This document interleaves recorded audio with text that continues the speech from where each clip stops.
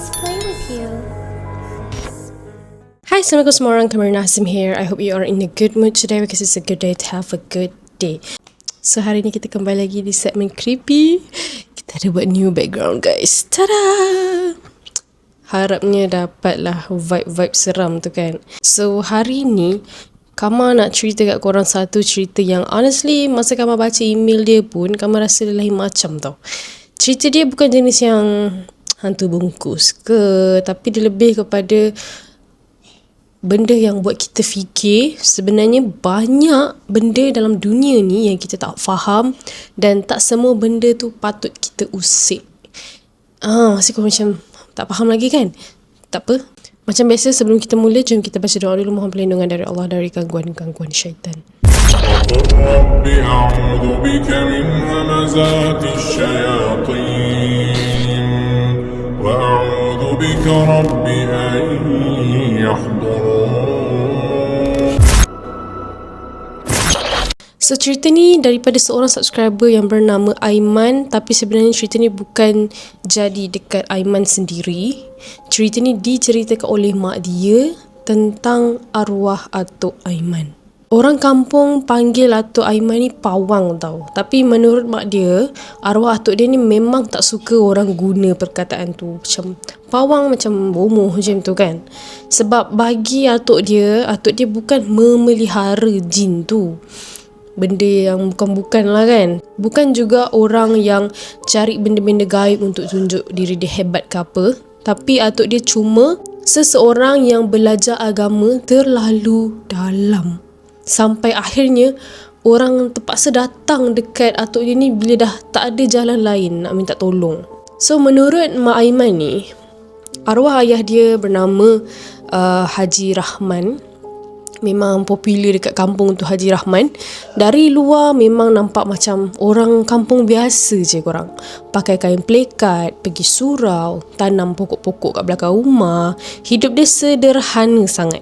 Tapi benda yang pelik, rumah dia ni hampir setiap malam akan ada orang datang tau. Kadang-kadang lepas isyak dah start dengar dah bunyi motor berhenti depan rumah. Kadang-kadang pukul 1-2 pagi pun masih ada orang datang ketuk pintu. Dan orang yang datang ni bukan sekadar orang yang sakit-sakit biasa tau. Sakit sendi ke, sakit perut ke, tak. Ada yang datang sebab anak dia orang meracau waktu malam. Ada yang tiba-tiba tak boleh nak tidur berbulan-bulan. Bayangkan tak boleh tidur berbulan. Ada yang tiba-tiba berubah perangai selepas balik daripada tempat tertentu. Sampai satu tahap, orang kampung kalau ada benda pelik jadi kan, memang nama Haji Rahman ni yang pertama sekali akan disebut. Tapi apa yang seramnya, Haji Rahman ni sangat berpegang dengan agama. Jadi dia bukanlah jenis yang kena bakar kemenyan kan. Bukan jenis yang kena gantung tengkorak lah, ayam lah, yang selalu orang imagine bila kita dengar perkataan pawang kan. Memang tak ada langsung. Jadi menurut Mak Aiman, ayah dia ni, kalau orang datang rumah minta bantuan, dia memang tak terus jumpa direct tau. Dia akan pergi ambil wuduk dulu. Lepas tu dia akan solat sunat 2 rakaat dalam bilik dia yang kecil dekat hujung rumah. Dan kadang-kadang lama sampai setengah jam orang tunggu dekat luar. Dan sepanjang dia dalam bilik tu, rumah memang jadi sunyi semacam. Tak tahu kenapa, tapi Mak Aiman cakap suasana rumah masa tu memang lain, sampaikan bunyi cengkerik dekat luar pun boleh dengar dengan jelas. So masa kecil-kecil kan, Mak Aiman ni tak faham lah sebenarnya apa yang ayah dia buat. Cuma pelik kenapa ramai sangat orang yang takut dan hormat dengan ayah dia. Kalau ayah dia lalu dekat kebun waktu maghrib, orang kampung memang siap tegur anak-anak suruh masuk rumah cepat-cepat. Macam kehadiran Haji Rahman tu sendiri buat orang rasa segan dan takut. Tapi ayah dia ni bukan garang pun lah sebenarnya. Dia jenis yang lembut bila bercakap, memang jarang sangat marah. Dan paling pelik, dia jarang sangat pandang tepat dekat muka orang tu bila bercakap. Dia akan macam pandang tempat lain bila dia nak bercakap dengan orang. Kamu rasa kan? Mungkin bapak dia nak elak daripada baca fikiran orang ataupun nampak masa lampau seseorang. Wallahualam lah, sebab yelah, orang yang mendalami agama ni kan, dia dapat satu kelebihan dari Allah. Memang akan capai satu tahap yang kau boleh baca orang. So dia tak nak buat macam tu kan, dengan tak minta izin tuan dan sebagainya. Sebab tu dia elak pandang mata. Satu hari ni masa Mak Aiman umur 10 tahun, dah jam 4 macam tu, dia pernah lah terdengar perbualan antara ayah dia dengan seorang lelaki tua dekat beranda rumah dia. Masa tu malam, memang malam lewat malam. Mak Aiman ni tak tidur lagi sebab dia nak tunggu ayah dia balik dari surau. Lepas ayah dia balik, datang pula seorang lelaki tua ni jalan kaki sorang-sorang. Bila lelaki tu duduk, dia terus cakap perlahan dekat atuk Aiman ni, aku rasa benda tu dah ikut aku balik. Korang bayangkan budak kecil dengar ayat macam tu tengah-tengah malam, mestilah budak kecil tu rasa seram kan. So mak dia memang seram gila malam tu. Tapi apa yang buat Mak Aiman ni lagi takut, ayah dia langsung tak nampak terkejut. Ayah dia cuma diam lama sambil tunduk pandang kat lantai. Lepas tu ayah dia cakap perlahan, aku dah pesan dulu, jangan pergi tempat tu lagi. And lelaki tu terus menangis. Jadi Mak Aiman masa tu siap mencangkung belakang dinding dapur tu sebab nak dengar perbualan tu punya pasal. So dia cakap suara lelaki tu memang takut betul tau, sampaikan shaking suara dia. Dan malam tu jugalah pertama kali Mak Aiman ni nampak sesuatu yang dia tak pernah lupa sampai sekarang. Lepas lelaki tua tu balik, ayah dia masuk rumah macam biasa. Tapi sebelum masuk bilik, atuk Aiman ni berhenti dekat depan pintu dapur. Lama tau dia berdiri kat situ sambil dia pandang dekat luar rumah yang gelap gelita masa tu. Cuma ada lampu kuning malap je dekat dapur. Pokok pisang kat belakang rumah pun bergerak-gerak sebab kena angin. Tiba-tiba ayah dia cakap, jangan masuk rumah aku. Padahal dekat luar tu tak ada sesiapa pun. Memang Mak Aiman tak nampak sesiapa pun. Gelap gila. Tapi memang bulu roma naik terus masa tu. Sebab cara ayah dia cakap bukan macam cakap dengan manusia tau. Suara dia serius sangat, tegas. Dan beberapa saat selepas tu tiba-tiba anjing-anjing mula menyalak serentak. Macam nampak sesuatu kat rumah tu. Malam tu memang Mak Aiman tak boleh tidur langsung. Dia tidur sebelah mak dia. So lepas kejadian malam lelaki tua tu kan, Mak Aiman ni mula perasan satu benda lah, yang ayah dia ni macam boleh rasa sesuatu sebelum benda tu jadi. Kadang-kadang tengah makan, tiba-tiba dia berhenti kunyah. Lepas tu dia pandang luar rumah. Dia pandang lama sangat. Kadang-kadang waktu maghrib, dia akan tutup semua tingkap sendiri tanpa disuruh sesiapa. Dan ada malam-malam tertentu dia langsung tak tidur korang. Dia cuma duduk dekat ruang tamu sambil baca Al-Quran perlahan-lahan sampailah pagi. So ada satu hari ni, kes ni betul-betul buat seluruh keluarga Mak Aiman ni mula takut dengan apa yang ayah dia hadap sebenarnya.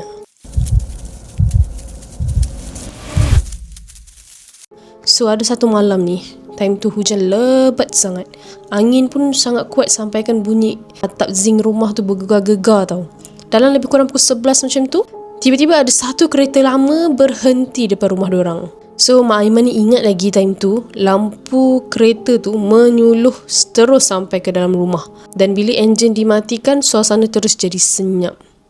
Tak lama lepas tu dengar bunyi orang ketuk pintu kuat-kuat tau. Assalamualaikum Haji, tolong Haji, tolong. Dia teruslah pandang ke Haji Rahman ni kan. Tapi Haji Rahman masa tu tengah duduk baca Quran dekat ruang tamu. Dia tak jawab terus tau. Dia cuma tutup Quran perlahan-lahan. Dia bangun, ambil wuduk, masuk bilik. Itu yang buat orang paling tak sedap hati lah dengan Haji Rahman ni. Sebab bila orang lain tengah panik kan, dia lagi tenang tau. Lepas hampir 15 minit macam tu, baru dia keluar bilik. Bila pintu dibuka, ada satu pasangan suami isteri sedang berdiri dekat luar rumah diorang. Tapi si isteri tu memang keadaan dia teruk sangat korang. Kurus sampai nampak tulang pipi. Mata dia cengkung hitam kat bawah ni. Rambut kusut. Dan sepanjang berdiri dekat depan pintu tu, bibir dia bergerak-gerak macam tengah bercakap dengan seseorang. Tapi tak ada suara. So suami dia masa tu nampak betul-betul penat, macam dah tak tahu nak buat apa kan. Baju pun basah kena hujan. So dia terus pegang tangan Haji Rahman. Dia cakap, Haji, isteri saya ni dah tak tidur hampir 40 hari. Masa tu Mak Aiman ni dengar memang dah meremang. Mana mungkin manusia tak tidur selama tu. Tapi lelaki tu bersungguh-sungguh cakap benda tu betul. Setiap kali isteri dia cuba tidur, isteri dia akan menjerit ketakutan macam nampak sesuatu dekat siling bilik. Kadang-kadang baru terlelap beberapa minit, terus bangun tercungap-cungap sambil menangis. Dan yang paling seram, isteri dia tu asyik cakap, ada orang bising kat telinga setiap malam. Dia cakap, kalau kau tidur, kau mati. Kalau kau tidur, kau mati. Hari-hari korang. Doktor tak payah cakap lah, memang dah bawa pergi. Hospital pun dah pergi. Even buat saringan mental tau. Semua kata badan dia okey, cuma mungkin dia stres dan kurang tidur. Tapi makin lama, keadaan perempuan tu makin teruk sampai satu rumah dah tak boleh tidur sebab dia akan berjalan keliling rumah waktu malam sambil bercakap sorang-sorang. Jadi bila Haji Rahman dengar semua tu, dia tak terus cakap apa-apa. Dia cuma pandang perempuan tu lama sangat. Lepas tu Haji Rahman cakap, sebelum semua ni jadi, ada pergi mana-mana? Perempuan tu yang dari tadi tunduk tiba-tiba terus angkat kepala dan buat pertama kalinya dia bersuara. Suara dia serak gila. Dia kata, aku nampak dia dekat hotel tu.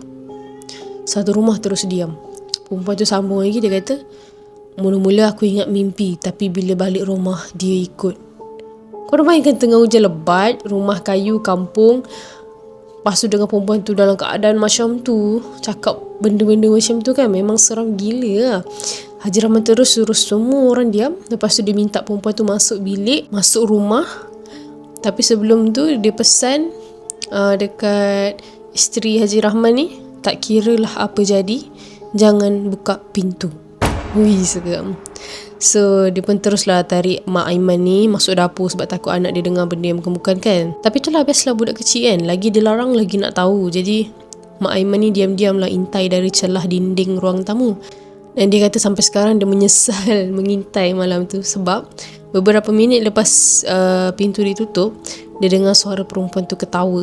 Tapi ketawa dia bukan manusia biasa lah. Suara dia macam dalam sangat, macam suara lelaki bercakap dari dalam perut. Lepas tu daripada gelak kan, terus bertukar jadi menangis teresak-esak. Si suami pula masa tu dah pucat gila, tangan dia menggigil tak berhenti baca ayat Quran. Dan tiba-tiba semua lampu dalam rumah terpadam, jadi gelap gelita. Dan Mak Aiman ni terus menjerit sebab terkejut. Kan dekat luar hujan makin kuat kan, mungkin ada wire shot ke apa. Tapi paling diingat dalam kekecohan tu, suara ayah dia ni masih tenang membaca Al-Quran. Lepas tu dia cakap, keluar. Macam tu je dia cakap dekat benda tu kan, keluar. Lepas beberapa saat, lampu rumah tu hidup balik sendiri. Dan perempuan tadi tu menangis teresak-esak, tapi muka dia dah lain. Mata dia tadi yang liar semacam pandang macam tu dah tenang balik. Dan dia pandang suami dia. Dia cakap, abang, saya penat sangat. Wih, gila lah. Lepas tu terus dia rebah, dia tidur macam pengsan lah kan. Memang sampai berdengkur lah, dia kata. Suami dia masa tu menangis sangat depan Haji Rahman sebab katanya itu kali pertama isteri dia tidur selepas lebih sebulan. So, lepas kejadian perempuan yang tak boleh tidur tu, rumah diorang ni makin dikenali orang luar. Sampai ada orang datang dari negeri lain tau, semata-mata nak jumpa Haji Rahman. Tapi ayah dia tetap sama, tak pernah letak bayaran. Orang bagi duit, dia ambil ala kadar je. Kadang-kadang terus suruh sedekah dekat masjid sebab bagi dia, benda macam ni bukan kerja yang boleh dibuat suka-suka. Dan paling dia marah kalau ada orang datang sebab nak uji ilmu Haji Rahman ni. Ada orang macam tu. Ayah dia selalu cakap, kalau hati datang dengan niat nak mencabar, lebih baik jangan datang langsung. Kamu rasa kamu kena buat part 2 sebab ada lagi satu kejadian yang besar berlaku dalam keluarga Haji Rahman ni. So, kalau korang nak dengar, berminat lagi nak dengar kisah-kisah yang Haji Rahman, kes-kes yang Haji Rahman dah settle kan kat kampung tu, korang stay tune part 2. See you guys in my next video. Bye.